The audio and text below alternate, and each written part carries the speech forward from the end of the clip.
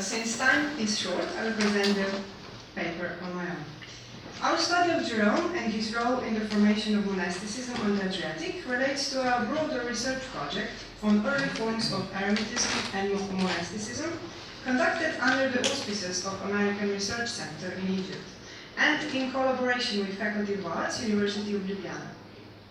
Although the project focuses mainly on Egyptian monasticism, we are also interested in its contemporary forms in other regions such as Palestine and Syria.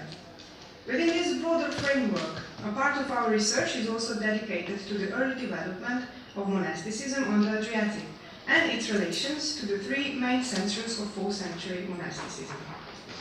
Although Egypt, Palestine, and Syria are commonly considered the three fatherlands of monasticism, Jerome seems to alter this perception by adding the Adriatic.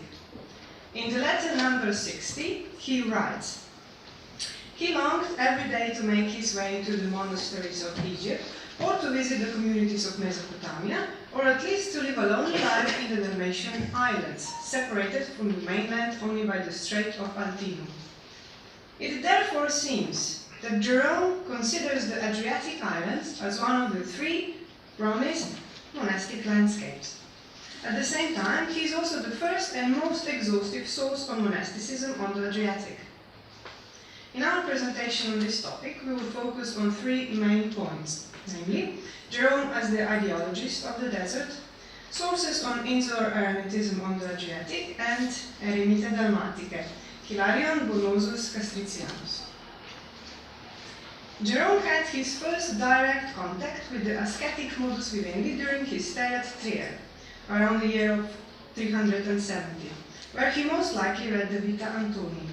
He writes of his own first conversion to asceticism in letter number 3. The next step in the development of Jerome's own ascetic ideal was Aquileia, one of Western centrist monastic practices at the time. The ascetic communities have taken root there early on and were already flourishing in the second half of the 4th century. Even before Jerome and Bonosus arrived to the city, the household of Promatius, who was by then a priest, was organized as an informal religious community, monasterium, as Rufinus was later anachronistical to describe it. Here, Jerome and Bonosus found a group of like-minded individuals, which Jerome later called Chorus Beaturum. They nurtured and even strengthened his ascetic zeal until, as Jerome puts it, a sudden whirlwind, subitus turbo, separated them. Jerome then set out to Syria and into the desert of Chalcis. From that point on, we can find his first eulogies to the desert and the desert life. They gradually formed the ideal image he promulgated in his later writings. In letter number 2, Jerome is asking a certain Theodosius, the leader of the ascetics in the Syrian desert, to pray for him to become worthy of the desert, to be allowed to join their admirable community, Admirantum Consortium, see the desert that seems to him lovelier than any city, and to see those lonely spots made into a paradise by the saints that throng them. Paradisi insta. The topos of the desert as a paradise is a leitmotif of Jerome's. It is one of the features that place him in an already established genre of writings about the desert and hermits, Athanasius being its main representative. Observing that a monk cannot be perfect in his own country, in letter 14, Jerome, in the same context, encourages Pauline of Nola to the solitary life in letter 58. For if he desires to truly be a monk, he has to live according to the meaning of the word, monachus, alone, in the desert, and to have nothing to do with cities, which are the homes not of solitaries but of crowds. In letter 14, he praises the desert in highly polished words. O desertum Christi floribus verbens, o solitudo in quae nascuntur lapides de quibus in apocalypsi civitas magni regis extruitur, o aeremus familiarius Deo gaudens. However, he also cautions that the desert is for those who have left all, nudos amat eremus.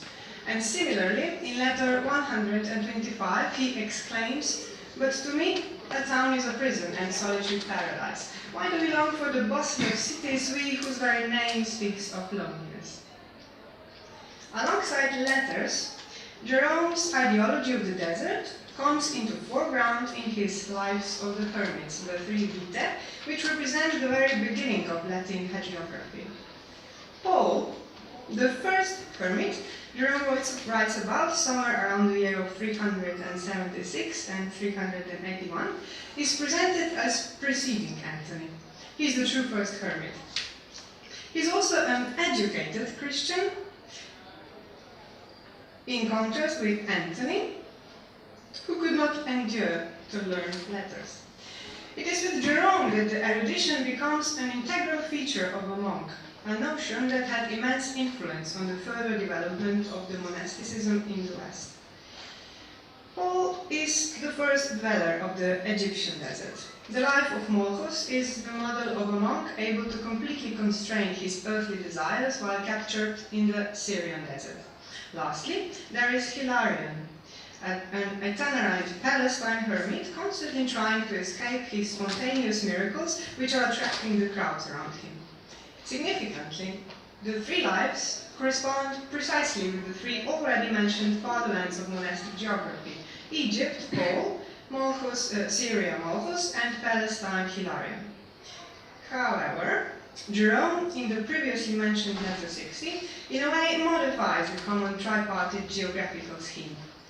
He unites Syria and Palestine into a single landscape, Mesopotamia, and adds the third promised land for monks and ascetics, the Dalmatian Islands. It is perhaps no coincidence that an important episode of Vita Hilarionis takes place precisely in southern Dalmatia. Jerome thus covered all three of the regions mentioned in letter 60, also in his Vitae Patrum. Unfortunately, there is no archaeological evidence for early forms of monasticism in the 4th century Adriatic.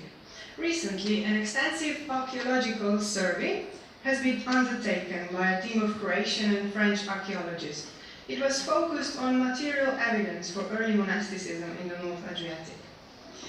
But the oldest material remains that can be hypothetically linked to monastic communities belong entirely to later periods. Everything we know derives from written sources, ergo Jerome. The crucial historical study is the article written by Professor Rajko Kataš. We are already familiar with the letter 60 and Jerome's propaganda for Insular Dalmatia as one of the three ideal monastic landscapes. The localization of these islands is likely to remain an unresolved problem. According to some theories, those ascetic communities lived in the northern Adriatic, that is, the Cornell Islands and the western coast of Istria, Brioni.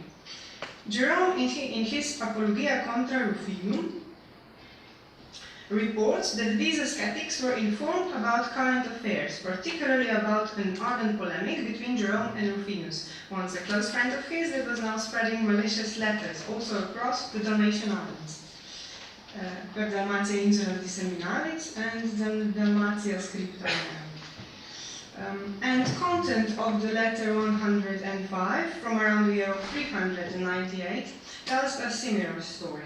It concerns the lost letter St. Augustine sent to Jerome, who never received it, but was then found in an island of the Adriatic, in Insula Adria. Lastly, in the letter 118 from the year of 407, Jerome writes to a certain Julian, praising his benefactory deeds, saying that he already builds monasteries and supports in the various islands of Dalmatia a large number of holy men. These terms, monasterium and multus numerus sanctorum, testify to the already established ascetic communities on the Adriatic around the year of 400. The term monasterium, however, most likely doesn't signify a cenobitic monastery, but rather an ascetic community or solitary hermits. Jerome is also the writer who reports the very first contact the Adriatic region had with an ascetic monk. According to his Vita Hilarionis, it was Saint Hilarion. He did a lot of traveling in his late years, trying to avoid the crowds that adored him and flocked to every place he was set to reside at. This was also the case with Sicily, his last halt before setting sail for Dalmatia. Jerome writes that Hilarion wished to move to more barbarous races where his name and fame were unknown. These barbarous races were, ironically, in Dalmatia, Jerome's fatherland. Hilarion arrived to Epidaurus, today Cautat, around the year of 366, where he performed two miracles. He saved the local population from a savage gigantic snake and calmed an earthquake. Hilarion and his saintly deeds made such an impact that, as Jerome says, Epidaurus and all the region round about tell the story to this day, and mothers teach their children to hand down the remembrance of it to posterity. Afterwards, Jerome continues, the fame spread as far to Salona. Hilarion had no other choice, the people simply adored him too much.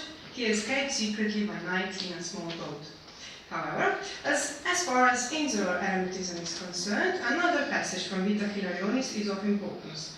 During his early stay in Egypt, he already had familiar problems with multitudes of admirers. Wishing to avoid them, he contemplated taking a ship for some solitary island so that, having been exposed to public view by the land, he might at least find concealment in the sea. Described here is an ideal Hilarion himself never completely fulfilled. He did live on two different islands, namely Sicily and Cyprus. However, their size and high population density by no means corresponded with his idea of a small and solitary island, insula sola, the environment he wished for the most. This ideal was only fulfilled by his monastic descendants in Dalmatia. In Jerome's opinion, the main hero of insular eremitism on the Adriatic had been his close friend Bonosus, whom he considered almost a brother. They were inseparable since their early childhood.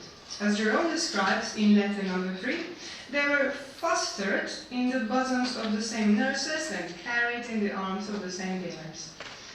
They were schoolmates in Rome, roommates in Trier, which was also the place that kindled their eagerness for asceticism.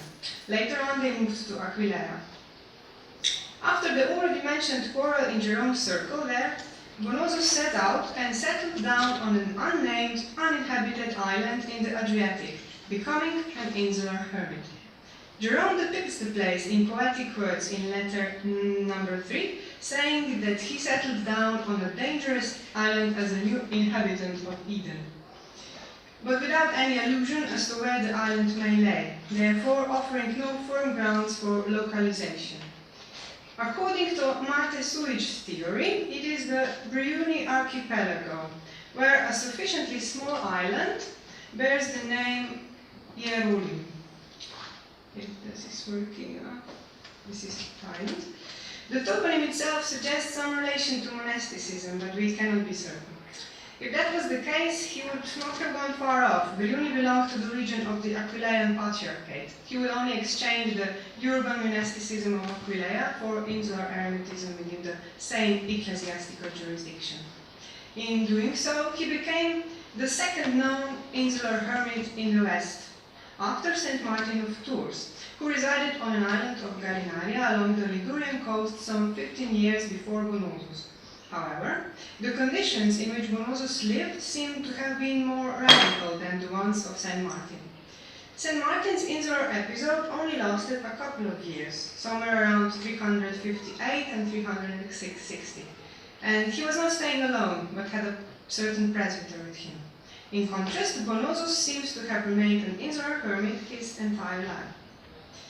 His saintly life became an unattainable exemplum, which is reflected in Jerome's works. There is no end to Jerome's praise of his old friend. He portrays him as a new inhabitant of Eden, compares him to Jacob, Moses, Jeremiah. He is further described as someone surpassing even the apostles.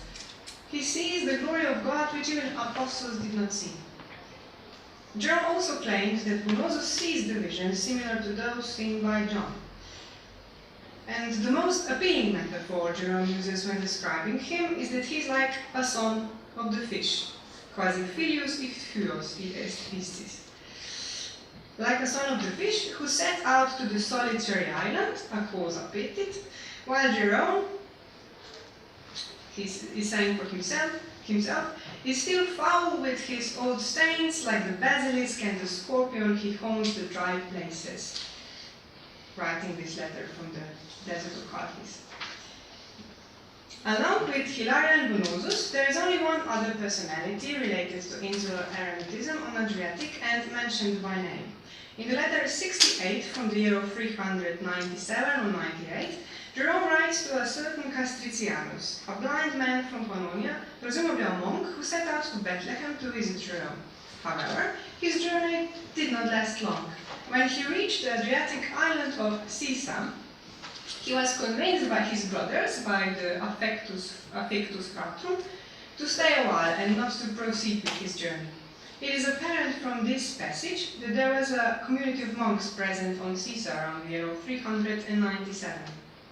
The island of Sisa has since been identified differently with today's Briuni archipelago or Novalia on Pag. Significantly, Sisa is the only insula Dalmatia that Jerome mentions by name. The Brioni archipelago, with its numerous separated tiny islands, seems to be a geographically perfect monastic landscape for the ideal of insular eremitism promulgated by Jerome. The logistical problem of water shortage could be solved by use of cisterns, as was common practice at the time, while the abundance of seafood and the possibility of cultivating small gardens could provide far better natural resources than the harsh desert environment in Egypt, Syria and Palestine. To conclude, insular eremitism on the Adriatic holds a special place in Jerome's writings. He is not only the first and most exhaustive source. In his works, this form of early monasticism becomes an ideal, and its representatives surpass even the saintly hermits of the Egyptian, Syrian or Palestinian desert.